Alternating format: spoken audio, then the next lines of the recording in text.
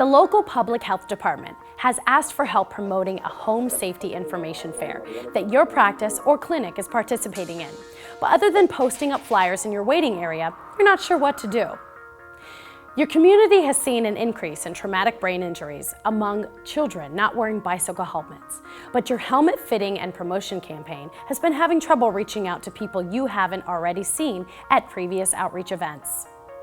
A common medication you prescribe has been recalled, and you want a way to quickly get information out to your patients and your community. What do these scenarios have in common? Well, they represent communication issues that healthcare providers could face in any part of the nation, working in diverse settings from a rural practice to a major metropolitan hospital clinic. And they also represent the type of problems that healthcare providers across the nation have used social media to help solve. As more and more people in all communities have access to the internet, social media outlets are proving to be a lasting and increasingly popular source of information for people on the web. And since social media is a free way to reach out to audiences, it's no wonder more healthcare professionals are adding it to their communication toolbox. What exactly is social media? Well, basically, social media creates an online community of people to share ideas and information. This includes not only general websites like Facebook and Twitter, but also video sharing websites like YouTube and photo sharing sites like Flickr. People often use social media to connect with others and share their life with friends. For example, a new mom can share a photo of her child with relatives living far away.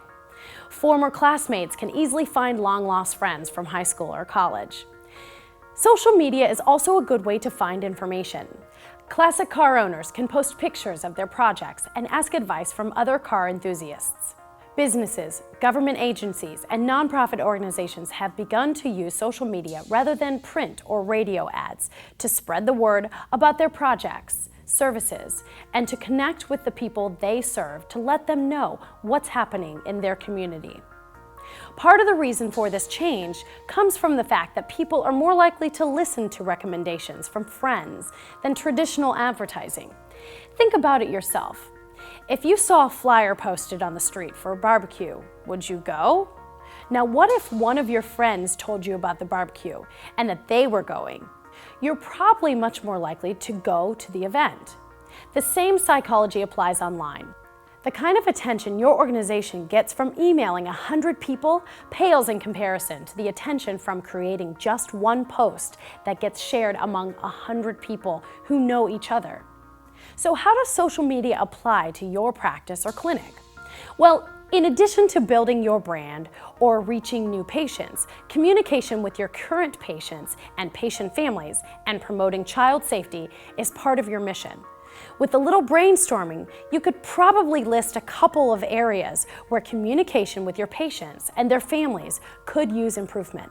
Perhaps you want to better share information about a recent disease outbreak and its impact in the community. Maybe you want to provide useful home safety information to patients and their families. Or maybe you want to get feedback on recent outreach activities and build support in your practice or clinic within your community. There are many examples of other healthcare providers who are taking advantage of social media to do all of these things and more just by getting online. The only question left is how can you specifically use social media to meet your communication goals? We'll get into that in the next lessons.